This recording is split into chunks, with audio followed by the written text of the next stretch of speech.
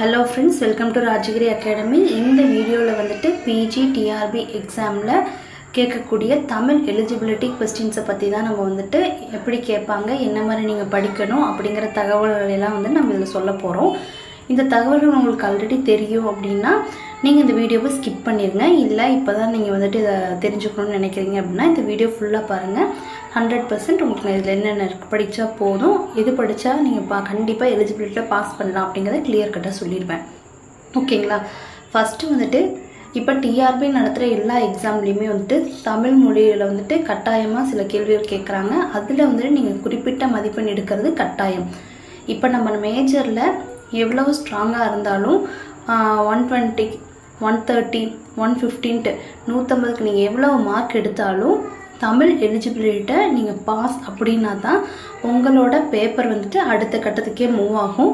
அப்படி நம்ம தமிழ் எலிஜிபிலிட்டியில் நம்மளால் பாஸ் பண்ண முடியல அப்படின்னா நம்ம மேஜரை எவ்வளோ சிறப்பாக பண்ணாலும் அது வந்து வேஸ்ட் ஆயிடும். ஓகேங்களா? தமிழ் எலிஜிபிலிட்டி டெஸ்ட் அப்படிங்கிறது ரொம்ப பெரிய விஷயம் கிடையாது, ரொம்ப சாதாரண விஷயந்தான்.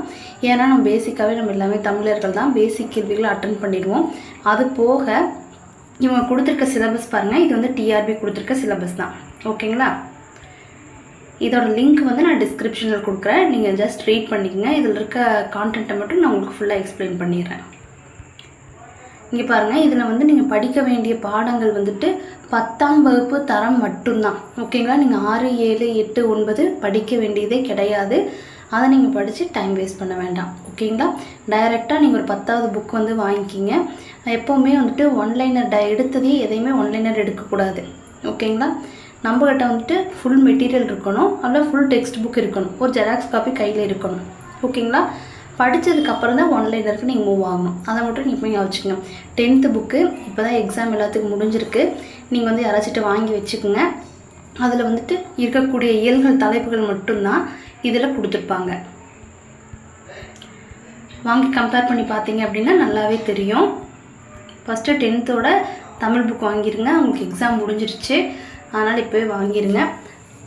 ஓகேங்களா? வாங்கிட்டு 10th தமிழில் இருக்கக்கூடியதை ஃபுல்லாக ஃபஸ்ட் பேஜ்லேருந்து லாஸ்ட் பேஜ் வரைக்கும் டெய்லி ஒரு 2 பேஜ் படிச்சிங்க அப்படின்னாலும் ஆகஸ்ட்குள்ளேயே நீங்கள் முடிச்சிடலாம், கிளியராக முடிச்சிடுவீங்க. ஓகேங்களா?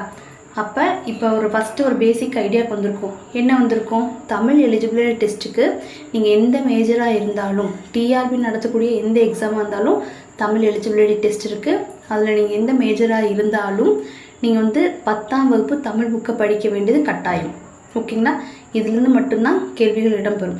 அந்த கேள்விகள் வந்து எந்த மாதிரி இருக்கும் அப்படிங்கிறத இப்போ நான் உங்கள்கிட்ட காமிச்சிட்றேன் பாருங்கள், உங்களுக்கு ஒரு ஐடியா கிடைக்கும். ஓகேங்களா? இது வந்துட்டு கடைசியாக முடிஞ்ச எஸ்ஜிடி கொஸ்டின் இருக்கு இல்லைங்களா, அதுலேருந்து நான் உங்களுக்கு காமிக்க போகிறேன். எஸ்ஜிடியில் வந்து இருக்கிறத வச்சு நீங்கள் உங்களுக்கு ஒரு ஐடியா கொண்டு வந்துக்கலாம். இங்கே பாருங்கள், இதுதான் இப்போ கவர்மெண்ட் வந்து எஸ்ஜிடி ஆன்சர் கீ வெளியிட்டாங்களே அந்த கொஸ்டின் பேப்பர். ஓகேங்களா? இந்த வினாத்தாளில் 180 கேள்விகள் எம்சிக்யூ டைப்பில் இருக்கும். அதில் வந்து பார்ட் ஏ, பார்ட் பி அப்படின்னு 2 இதாக பிரிச்சுருப்பாங்க. பார்ட் ஏல வந்து 30 வினாக்கள் கேட்பாங்க. அதில் ஃபஸ்ட்டு 20 வினாக்களுக்கு வந்து 2 மார்க். ஓகேங்களா? அடுத்து 21லேருந்து 30 வரைக்கும் கேட்டிருக்க வினாக்களுக்கு வந்து 10 மார்க். மொத்தம் வந்து 50 மார்க்குக்கு வந்துட்டு நீங்கள் பார்ட் ஏல அட்டன் பண்ணுவீங்க தமிழ் எலிஜிபிலிட்டி டெஸ்ட். ஓகேங்களா? ஓகே, இதில் நீங்கள் எவ்வளோ மார்க் எடுத்தால் போதும் அப்படின்னா 40% மதிப்பெண் வந்து நீங்கள் எடுத்தால் போதும். அதாவது வந்து 20 மார்க் எடுத்தீங்க அப்படின்னா போதும். அது ரொம்பவே உங்களுக்கு சுலபம் தான். 10th புக்கு இப்போ நான் படிக்க ஸ்டார்ட் பண்ணிங்கன்னா 50க்கு 50 கூட நீங்கள் எடுத்துருவீங்க. ரொம்ப ரொம்ப சுலபமான ஒரு விஷயந்தான். ஓகேங்களா?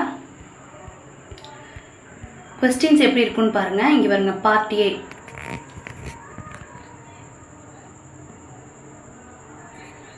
ஃபர்ஸ்ட் கொஸ்டின் பாருங்கள். நேற்று வந்த விருந்தினரை பேணுவதற்கு பொருள் தேவைப்பட்டதால் எதனை பணயம் வைத்தான் என்று என் நூல் கூறுகிறது.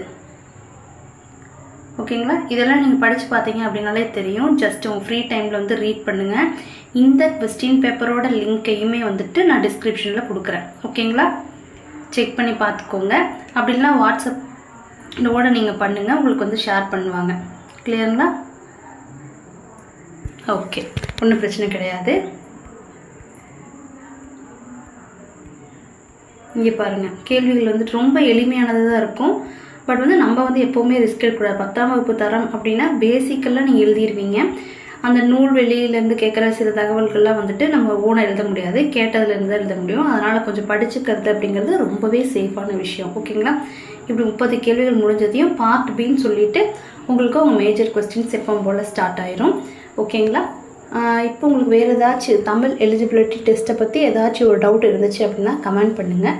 புரிஞ்சிருச்சு அப்படின்னா ஓகே அப்படின்னு கமெண்ட் பண்ணுங்கள். உங்கள் ஃப்ரெண்ட்ஸ்க்கு இந்த தகவல் நீங்கள் தெரியணும்னு வில்லிங்காக இருந்தீங்க, ரொம்ப ஆசைப்பட்டீங்க அப்படின்னா ஷேர் பண்ணுங்கள். நல்லா படிங்க. படிப்பு மட்டும்தான் நம்ம வாழ்க்கையை அடுத்த கட்டத்துக்கு கொண்டு போகும். All the best.